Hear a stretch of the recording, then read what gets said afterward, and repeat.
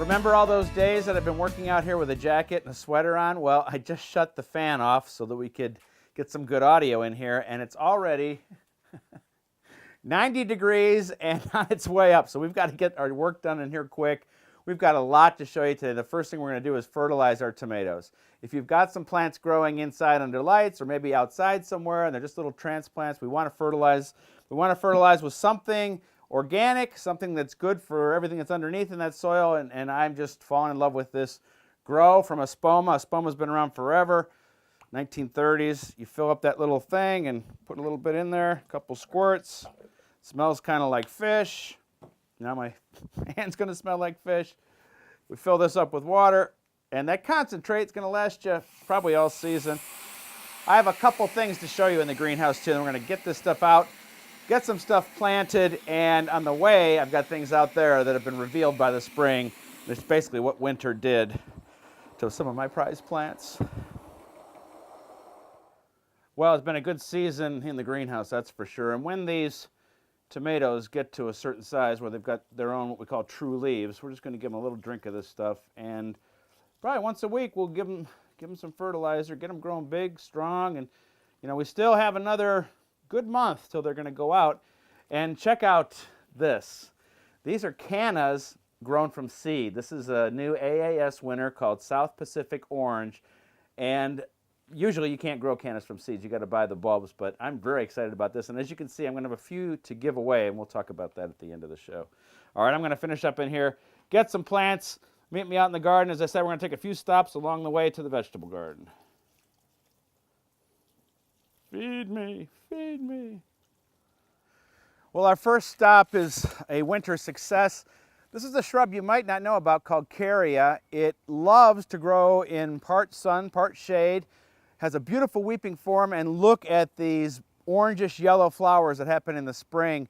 I love it. I've got a couple growing in the garden, and I saw a whole bunch of them right down the road at Hahn Nursery in little 1-gallon pots. You could get one, put it in your garden, and I'll tell you what, this is probably the 5th year it's been here, and this is the best it's looked.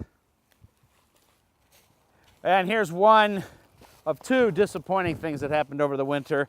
I was so excited when we put in this variegated Japanese Pieris, and it didn't make it.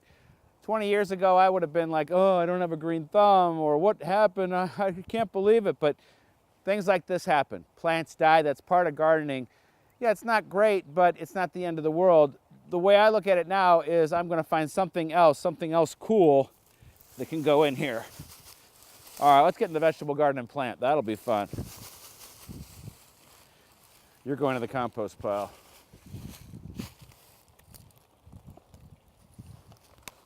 We've got a few little leftover garlic plants here. We're not going to bother with them, let them do their thing. Add a little compost on here. This is pretty good soil as it is, but always good to add a little bit more compost.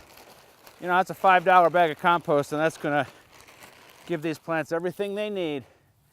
And I'm just going to put in some lettuce and some other greens. It's funny, I've got some dandelions here, and my radio partner and fellow Trib columnist Jessica Wallacer is always teasing me about growing dandelions. So I said, hey, I got a couple flats of leftover stuff from the greenhouse. Would you like some? Oh yeah, great. And then I got a text this morning. Does this say dandelions? Next text, do you want them back? I said, no, they're annuals. You eat them. They really are good. They're a good Italian green. And you know how good dandelions grow. These are not ones that are going to flower, though, like the ones that we have growing in the lawn. These are just going to make nice, tall greens that we're going to add in salads. And boy, these guys are perfect. You can see those roots, man. That's just where you want them. I like that. All right.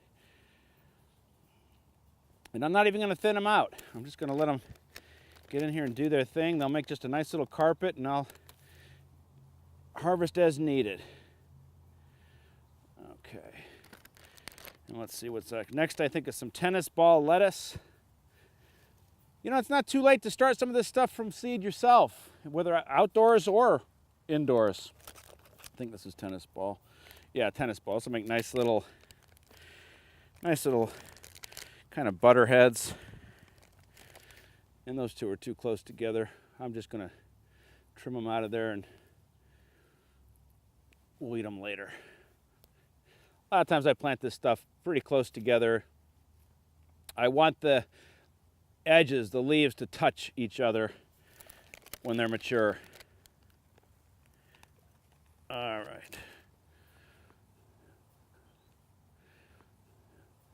All these plants love cool weather. And even though today we've got 80 degrees, in a week it'll be back to 50, trust me. And it's too early to plant tomatoes and peppers.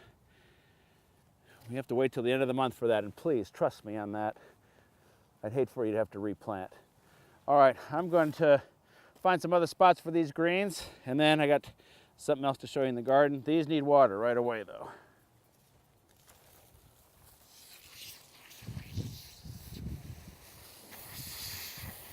Oh, it feels so good to be out in the garden in earnest. We're into May. There's no stopping us now. And I love this flowering crabapple tree. And right before it blooms, those buds are just tight and a great color. They're going to open to a light pink, but look at that deep maroon. Just love it. Check me out online too.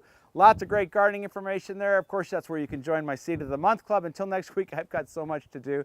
That greenhouse is filled with stuff that needs to go from there out to there, but I'm loving every minute of it. We'll see you then.